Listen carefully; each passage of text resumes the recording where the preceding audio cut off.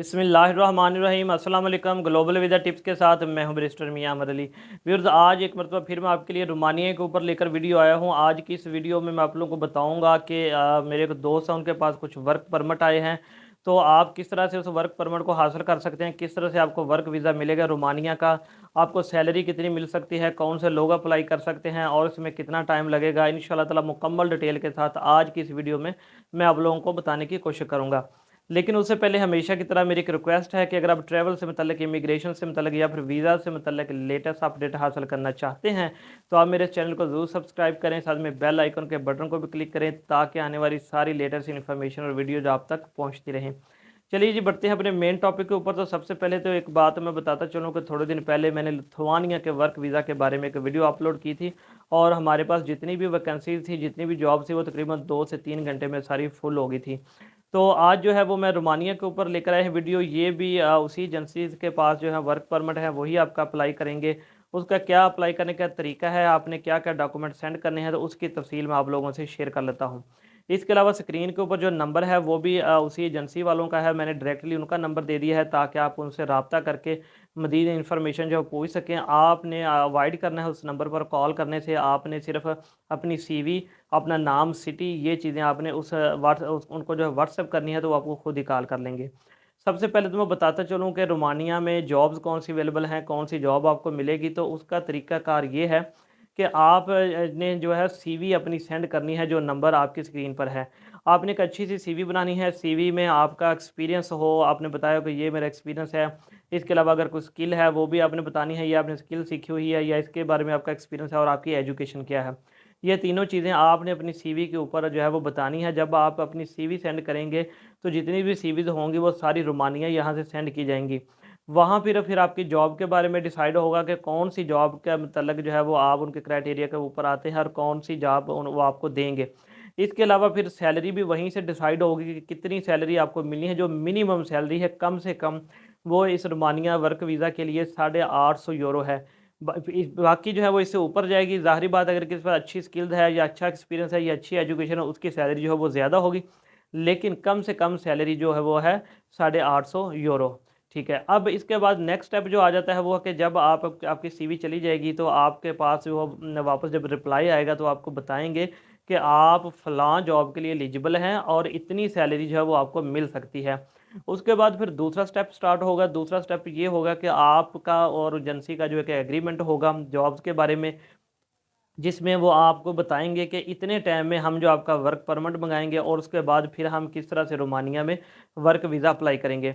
ये सारी डिटेल आप उनसे डिस्कस कर सकते हैं। बिल्कुल आप कर सकते हैं। उसके लिए मतलब डिस्कस करने के लिए या कोई उसका आपको कोई अपॉइंटमेंट लेने की ज़रूरत नहीं है। नंबर मैंने ऑलरेडी आपकी स्क्रीन के ऊपर शेयर कर दिया है, तो आप डायरेक्टली उनको मैसेज करके ये डिटेल ले सकते हैं। जो टाइम लगेगा इस वीज़ा के लिए, आपका वर्क परमिट आने के बाद यहाँ से जो वर्क वीज़ा रोमानिया के लिए अप्लाई होगा तो ये तकरीबन 3 से 6 माह टोटल लगेंगे। वैसे तो 3 साढ़े 3 माह में जो है वो वर्क वीज़ा हो जाता है फ़ाइनल, लेकिन सम टाइम कुछ केसेस में ज़्यादा टाइम भी लग जाता है। तो इसलिए 3 से 6 माह जो है वही बताया जाता है। ज अब अगर नेक्स्ट स्टेप आ जाता है कि इसके लिए अप्लाई कौन कर सकता है और अप्लाई कौन नहीं कर सकता। पहली बात तो ये है कि इसमें आपकी डेफ़िनेटली कॉस्ट आएगी। वर्क परमिट के लिए वो कॉस्ट इसलिए आएगी क्योंकि जो एजेंसी है वो डायरेक्टली रोमानिया जो है वो उनका वहाँ पर किसी कंपनियों के साथ कॉन्ट्रैक्ट है, वहाँ की जो रिक्रूटमेंट कंपनीज़ हैं उनके साथ है। तो जब आपकी सीवीज़ वहाँ पर जाती हैं तो उसके बाद जब वो वर्क परमिट वहाँ से निकलवाते हैं उसकी भी कुछ फ़ीसेज़ होती हैं। तो इनका जो कॉन्ट्रैक्ट है, तो जितनी भी फ़ीसेज़ होंगी वो आपको जो सारा क्राइटेरिया बता देंगे किस तरह साथ-साथ में पे करना होगा। वो इसलिए साथ-साथ में पे करना होगा क्योंकि ज़ाहिर बात है, अगर आप खाली पासपोर्ट या बाकी चीज़ें दे देंगे तो फिर वो आप भी इस डाउट में रहेंगे, पता नहीं वो प्रोसेस करते हैं नहीं करते, और उनको भी ये डाउट नहीं रहता कि पता नहीं वर्क परमिट वर्क वीज़ा आने के बाद ही हमें पेमेंट करेगा कि नहीं। तो ये सारी चीज़ें मतलब क्लियर आपने कर लेनी है कि क्या आपका रूट प्लान है। और जब बात करते हैं कि अप्लाई किसने करना है, तो जिसकी भी 21 साल से ज़्यादा एज है और 45 से कम है, वो इस वर्क परमिट को रोमानिया वर्क परमिट को जो हासिल कर सकता है, उसका वर्क वीज़ा जो वो अप्लाई कर सकता है। इंशाल्लाह ताला बहुत जल्द रोमानिया जो है वो भी एक शेंजन का हिस्सा बन जाएगा। वो एक लिस्ट के अंदर है और ये उम्मीद की जा रही है कि 2023 के एंड तक दिसंबर में यानी कि रोमानिया भी शेंजन का हिस्सा बन जाएगा। अगर आप रोमानिया जाते हैं, वहाँ पर जॉब करते हैं, तो 5 साल बाद जो है वहाँ पर की आपको पीआर मिल जाती है। अच्छा जी, ये भी आपको बताता चलूँ कि ये लिमिटेड सी सीट हैं, लिमिटेड सी जॉब हैं, ये कि हज़ारों में नहीं है, बल्कि चंद 100 हैं, मेरा ख़्याल शायद 100 कुछ जॉब्स अवेलेबल हैं। तो प्लीज़ जो सीरियस लोग हैं वो ही इस पर राब्ता करें। और जो दूसरे लोग जो खुद जॉब अप्लाई करना चाहते हैं, जो मतलब कहते हैं कि हमारी कॉस्ट ना लगे, तो फिर इस सूरत में मैं उनके लिए 2-3 वेबसाइटें डिस्क्रिप्शन में शेयर कर देता हूँ। वहाँ पर जाकर वो डायरेक्टली जो है वो रोमानिया में जॉब अप्लाई कर सकते हैं। उसमें क्या होगा कि जब उनको एम्प्लॉयर मिल जाएगा, तो फिर एम्प्लॉयर जो है वो खुद ही आपका वहाँ से वर्क परमिट निकलवाएगा और आपको सेंड करेगा। उसके बाद फिर आपका यहाँ से वर्क वीज़ा अप्लाई होगा और आप रोमानिया जो है वो मूव कर जाएंगे। तो इस दूसरी कंडीशन में आपकी कॉस्ट जो है वो बिल्कुल कम आएगी, क्योंकि उसमें एम्प्लॉयर जो है वो खुद आपको हायर कर रहा है, तो आप डायरेक्टली अप्लाई कर रहे हैं, तो बिल्कुल ना होने के बराबर उसके ऊपर आपकी कॉस्ट आएगी। तो मेरी एक रिक्वेस्ट है आप लोगों से, प्लीज़ जो सीरियस लोग हैं वही पहली ऑप्शन में जाएँ, वही उसको जो है अवेल करें, उसको हासिल करें। और जो दूसरे लोग हैं जो ऑनलाइन अप्लाई करना चाह रहे हैं, क्योंकि मैं हमेशा मेरी प्रेफ़रेंस तो यही होती है, अगर आपने मेरी प्रीवियस वीडियोज़ देखी हुई हैं तो मैं मोस्टली आपको यही फ़ोर्स करता हूँ कि आप खुद अप्लाई करें, ताकि आपकी कॉस्ट कम से कम आए। अब ये रही बात कि जी ऑनलाइन हम अप्लाई करते हैं तो रिस्पॉन्स नहीं आता, तो वो इसलिए क्योंकि देखें, अगर एक जॉब के लिए लाखों बंदों ने अप्लाई, लाखों इसलिए कह रहा हूँ क्योंकि पूरी दुनिया से लोग अप्लाई करते हैं, तो उनमें से चंद एक ही सिलेक्ट होते हैं जो बिल्कुल टॉपर होते हैं, जो जिसको एम्प्लॉयर पसंद करता है, जी ये मेरे जॉब के मुताबिक, ये मेरे क्राइटेरिया के ऊपर पूरा है, तो इसको फिर वो उसी से जो है वो कॉन्टैक्ट करता है। तो इसलिए आप कोशिश करें कि ज़्यादा से ज़्यादा वेबसाइट पर अप्लाई किया करें, ताकि कहीं से भी जो है, कहीं न कहीं से आपको रिस्पॉन्स जो है वो ज़रूर आ जाए। मैं एक चीज़ और छोटी-सी आपके नॉलेज के लिए बता दूँ कि कुछ लोग पूछते हैं कि सर, अगर हम कुछ पेमेंट देते हैं या हमारा वीज़ा प्रोसेस होता है, तो अगर हमारा वीज़ा नहीं लगता तो फिर क्या होगा? अच्छा जी, ऐसी सूरत में पहले तो मैं आपको बताता चलूँ कि जब आपका किसी भी कंट्री से वर्क परमिट अप्रूव होकर आ जाता है, तो फिर आपका 99% वीज़ा जो है वो कन्फर्म्ड होता है।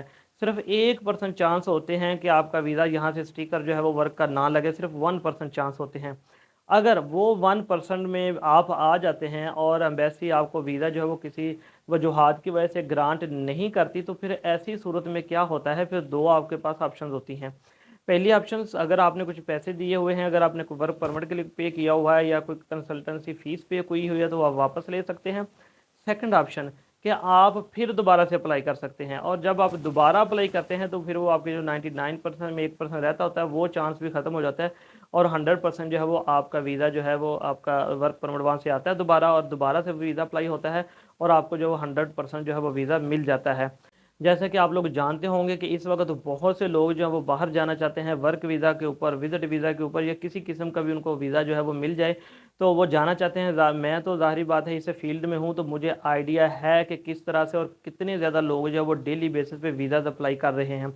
इसकी एग्जांपल एक मैं छोटी सी आपको ये भी देता जाऊँ कि जो पासपोर्ट हमारा था, पहले जो पासपोर्ट बनता था वो 15 से 20 दिन में आ जाता था, और अर्जेंट जो था वो 1 हफ़्ते में आ जाता था। लेकिन अब बहुत ज़्यादा रश होने की वजह से जो अर्जेंट है वो भी 1 माह के बाद आता है, और जो दूसरा जो नॉर्मल फ़ीस वाला पासपोर्ट है वो तो तकरीबन 45-50 दिन के बाद आ रहा है। तो इसलिए ये एक अपॉर्चुनिटी है, आपके लिए अच्छी अपॉर्चुनिटी है, इसको आपको ज़रूर अवेल करना चाहिए। तो ये थी जी रोमानिया के वर्क परमिट के बारे में वीडियो, जिसमें मैंने आपको तफ़सील से बताया कि अगर आप रोमानिया का वर्क परमिट पाकिस्तान से वर्क वीज़ा हासिल करना चाहते हैं तो किस तरह से हासिल कर सकते हैं। मैंने सारी मुकम्मल डिटेल आपको तनख्वाह की, जॉब्स की, हर चीज़ की बता दी। जॉब रोमानिया पे ज़्यादातर जो जॉब्स वहाँ पे कंस्ट्रक्शन में और होटल लाइन में, रेस्टोरेंट में अवेलेबल हैं। मेजॉरिटी इन्हीं में लोग जा रहे हैं, ठीक है। उसके बाद किसी को अच्छी स्किल्स है तो उसमें भी जा सकता है, तो ज़रूर अप्लाई करें, ठीक है जी। इंशाल्लाह ताला मैं उम्मीद करता हूँ कि मेरी ये आज की वीडियो आप लोगों को पसंद आई होगी।